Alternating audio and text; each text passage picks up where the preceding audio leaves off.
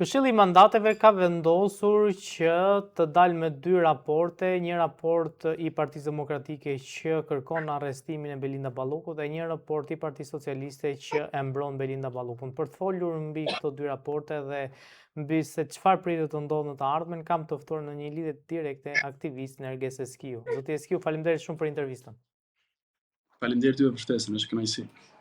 Zoti Eskiu, si e patë këtë proces në Këshillin e Mandateve dhe pse Partia Socialiste vendosi ta mbrojë Belinda Ballukun? Tani nga e fundi është frika, po është për të ardhur keq, domethënë që njeriu që u nis të bënte shtet, njeriu që propagandonte drejtsinë e re, reforma drejtësie kanë bërë, unë e ka bërë PS-ja, nuk e kanë bërë amerikanët, nuk e kanë bërë europianët. Unë e bëra drejtsinë e re, unë jam babai i reformës. Tani po i thot drejtësisë që ju s'mund të më hetoni mua Belinda Ballukun apo Linda Ramën apo Edi Ramën.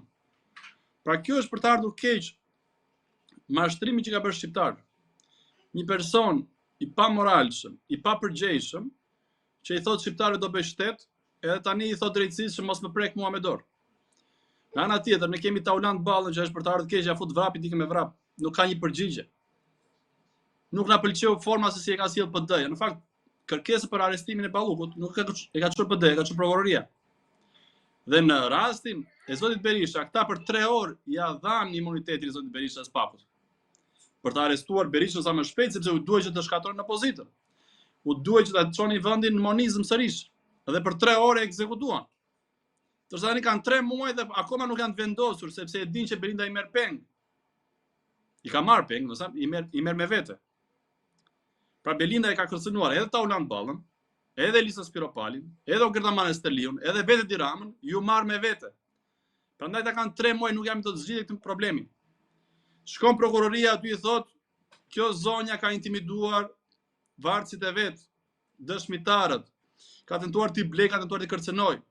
Bota e krimit është futur në lojë për të shantazhuar, për të kërcënuar dëshmitarët që të mos dëshmojnë kundër Belinda Ballukut, ose të ndryshojnë dëshminë.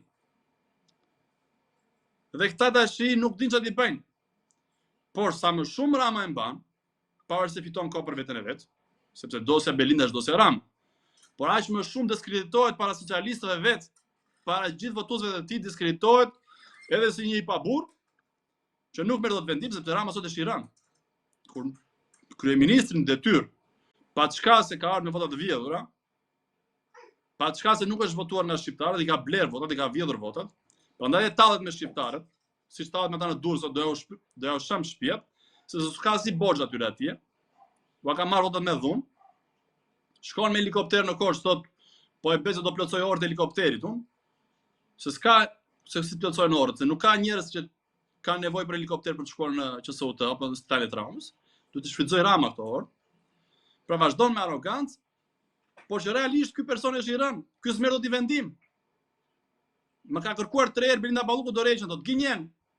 E bën për të justifikuar vetëm para socialistëve që kjo më ka kërkuar më dorëheqjen, po unë s'e kam dhënë. Është e kundërta. Ja ka kërkuar ky dorëheqjen Belindës, ajo i thotë të marr me vete, nuk e shans më shkarkosh. Dhe nga sa ka marrë informacion, Edi Rama ka dashur ta shkarkoj ose të mos e fuste fare në qeveri që në shtator. Dhe 3 ditë para se të votoj ose të prezantoj qeveria e re, kjo i ka shkuar në zyrë. Rama ka qenë me Taulant Ballën dhe i ka thënë, mos guxot, mos më vësh, se të marr me vete. Përplasja ka filluar shumë më përpara midis Ramës dhe Belindës. Pra këta e din se çfarë kanë bërë. Këta e din çfarë provash kanë në SPAK. Çfarë provash kanë partnerët për këta. Dhe ta po vetëm përfitojnë kohë. Momenti që të ketë 3 muaj dhe i ka bërë sfidë zoti Berisha 3 vite përpara Edi Ramës.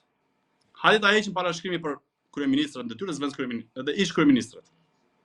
Hajde ta heqim imunitetin për çdo zyrtar, për çdo deputet. Dhe kush ka përgjegjësi, të mbajë përgjegjësi para drejtësisë. Kush është i drejtë ose kush është i ndershëm, s'ka pse friket. S'ka pse mbrojt me imunitet një person që s'ka bërë asnjë gjë. E ka pas sfidë hapur në parlament 3 vite përpara nga zoti Berisha. Këta tashi po i vën bllokat drejtësisë për të mbrojtur veten e vet. Dhe po i bën me arrogancë, këta po e shfaqin hapur që këta kanë vjedhur por në mënyrë të pamëshirshme buxhetin e shtetit. Dhe duan vetëm të mbrojnë lëkurën e tyre mos shkojnë mbarbajekurave. Është tash për të ardhur keq për shqiptarët që kanë marrë rrugën e emigracionit, janë larguar nga Shqipëria, dhe Rama i thot sot, ja ka thënë në parlament, që ju mua nuk më rrezoni dot me SPAK. Pra ky është kryeministër. Ajo është vend kryeministër dhe këta s'mund të preken. Jo, para ligjit do të jemi gjithë barabartë. Të sa më shumë kohë kalon e kanë më të qartë vetë socialistët. Se për çfarë institucionet e pavarura? Të kontrollojnë njëra tjetrën, por edhe të punojnë të pavarura. Ky thotë që jo, jeni të varura prej meje, po dua unë ta jap Ballukun, po dua unë ta jap. Doja unë ta jepja Ahmetin ta dash. Doja unë ta jepja Velien ta dash. Doja unë ta jepja Tajin ta dash. Këtë s'ta jap. O Gertën s'ta jap. Se do Gerta për burgësh. Pra, këta vetëm duan të shmangin me forcën e kartonit arrestimin e tyre. Nuk e mbajnë dot burgun, por ta kishin menduar të para se të vithnin shqiptarët. Se këto rrugës që po shkërmoqen rrugëve dhe po rrezikojnë jetën shqiptarësh, janë prej korrupsionit tyre. Ku e gjen moralin e Tirana, ti thoj shqiptarëve sot, do për një drejtësisë, që ju s'ma arrestoni dot mua. Ky ndoshta do të vdesin pushtet, po shqiptarët se kanë për borxh. Zotis, kjo pasqyrë e qeverisës 2013, që nga 2013 deri në 2026 e kryeministit Rama, gjithë çfarë po ndodh në infrastrukturën shqiptare, ku tashmë s'kishte ndodhur më parë, po gati po themi një qark i tërë është i bllokuar. Juglindja e vendit është e bllokuar. Dhe po unë kam thënë, ka politikan karriere me eksperiencë që thonë mos u merrni me individin, pa me pjesën morale ose me çfarë është individi në të vërtetë, po merruni politikisht çfarë ai bën. Në fakt kur të vjen një politikan i ri, siç erdhi Rama si snobist, si modern, që dilte edhe lakuriç dhe e hidhte vetë atë që unë jam i tillë, unë jam modern, unë jam mendje hapur. Ne do të njohim personin që kemi të bëjmë. Ky është një person i papërgjegjshëm që ka 13 vjet thotë e ka fajin Saliu, e kanë fajin shqiptarët, e ka fajin natyra, e kanë fajin ndërkombëtarët, e kanë fajin këta, vetëm ky s'pas ka faj. Pra një person i papërgjegjshëm, merre një papërgjegjshëm dhe s'do mbaj kur përgjegjësi. Merre një hajdut, edhe vëren krye të shtetit vetëm do vjedhi. Merre një grabitës, vëren krye të shtetit vetëm do grabisi. Merre një trafikant droge, do bëj një narkoshtet.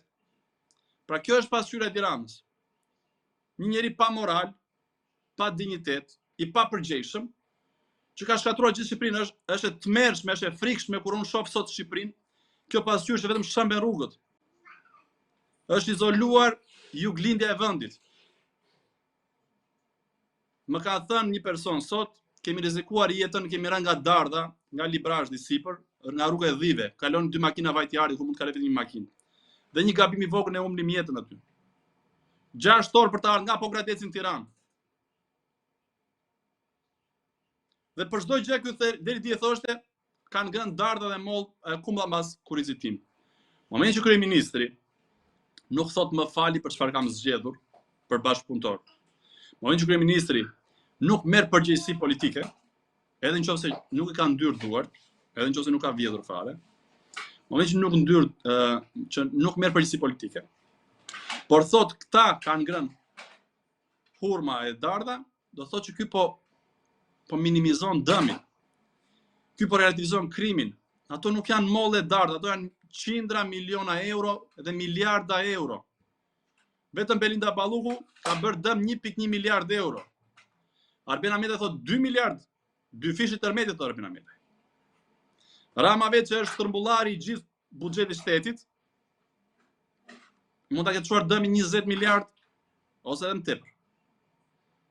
Dhe është pasqyra e tij që prekur ka ardhur, erdhi me dhumë, erdhi me arrogancë dhe me burgosje. Ka burgosur njerëzit se s'kishte paguar faturën e dritave. Ai Zotrian Lushnjë vari vetëm për 30.000 lekë sepse i vinte turp që do shkonte në burg për 30.000 lekë. Gjendja e rrotuar psikologjike vrau vetë.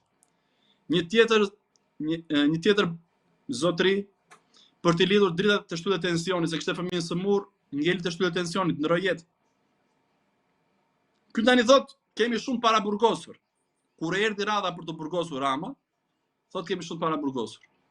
Kështu ke qeveritur deri sot. I ke futur të në burg, ke thënë hëngë shikoka në njëri tjetrit. Prandaj vetëm ka vrasje sot. Prandaj sot shteti është duart e krimit, sepse i ke dhënë liri krimit. Vrisni njëri tjetrin, merrni peng njëri tjetrin, bëni çfarë doni se policia nuk ndërhyn. Pra mesazhi nuk ishte për të drejtuar popullit që këta do vrasin njëri tjetrin dhe do sheshojnë gjërat, do bjerë qetësia. Jo, ishte urdhër për policin. Mos ndërhyni në sherrit që kanë me njëri tjetrin. Lejnë të bëjnë çfarë duan. Kjo është pasqyra e Shqipërisë sot. Mënyra si ka qeverisur Rama në 13 vite, edhe që sot nuk ka guximin të thojë më falë të largohet. Është një person i papërgjegjshëm që thashë ka kthyer Shqipërinë 30 vite pas. Ndoshta shumë njerëz nuk e kuptojnë, por që këtu rrezikon të përsëritet edhe në 97-ta me gjithë parat të pistë droge që kemi në ekonomi. Nëse paraja e pistë do bllokohet, do kemi krizë financiare. Tu s'do ketë me lekë për pensionet, do ketë me lekë për rrogat. Sepse në 13 vjet të Edi Ramës vetëm është vjedhur. Edhe këto kamerat kanë vënë re, ndoshta nuk e kanë mbaruar akoma vendosjen, por ka shtylla që nuk kanë kamera. Dhe një kamerë shkon 52.000 euro. Në 2 shtylla që mungojnë 2 kamera, është një apartament në Tiranë 100.000 euro. Vjedhje mbi vjedhje. Arroganca është në maksimum, po këta nuk kanë frikë as nga ligji. Këta kanë gjetur njerëz që bëjnë burg edhe për 1 milion euro, apo edhe për 500.000 euro, dhe marrin vetë 10 e 100 miliona euro. Sigurisht në një shoqëri të cilën ti po e degradon, që i ke shkatruar arsimin, që i ke shkatruar artin, kulturën, që i ke dhënë vetëm opsion drogën, ti po e degradon shoqërinë, edhe ke njerëz plot të cilët mund ta bëjnë burgun për 500.000 euro për 1 milion euro. Por kjo vjen nga i pari. Kjo vjen nga ai që drejton. Dhe nëse Spaku nuk i vë prangat Edi Ramës, Shqipëria nuk ka shpëtim. Belinda, Taulandi, pavarësisht se Belinda e shantazhon Edi Ramën, dhe i ka çuar diku ato letrat, unë jam i bindur për këtë gjë, se ndoshta do kishte ngrënë Rama Belindën, por i ka çuar diku. Gjithsesi, këta janë ushtarët e Edi Ramës. Këta ndërohen, nëse nuk bie mbreti, Shqipëria nuk do gjejë shpëtim kurrë. Dhe Shqipëria do të shuhet, sepse me këtë ritëm shpopullimi dhe me këtë vjedhje masive që ka, Shqipëria po merr fund. Këtu nuk do ketë më shqiptar, këtu do ketë vetëm afrikan, të cilët do jetojnë në territorin ton, por që shqiptar nuk do ketë më, derisa mosha e tretë ndrojë jetë, për fat keq. A keni besim që qeveria Rama do bjerë së shpejti dhe po themi kur pritet që mund të ketë zgjedhje të reja? Unë jam plotësisht i bindur që qeveria Rama do bjerë. Unë shoh revoltën popullore, njerëzit janë të vendosur. Në çdo protestë kanë vetëm një kërkesë, mos e mbyllni protestën. Mos na ktheni në shtëpi. Njerëzit kanë nerv, kanë energji të pashtershme, dhe unë jam i bindur që sepse shoh edhe që njerëzit po shtohen. Shoh fytyra të reja në protestë. Nuk janë me fytyrat e njëjta, që unë kur kaloj në bulevard, një pjesë të madhe e njoh, por shoh fytyra të reja, shoh opozitar, shoh njerëz që deri dje nuk afroheshin ose sulmonin liderin e opozitës edhe gjithë leadershipin e PD-s, edhe mua vet. I shoh tani protestë.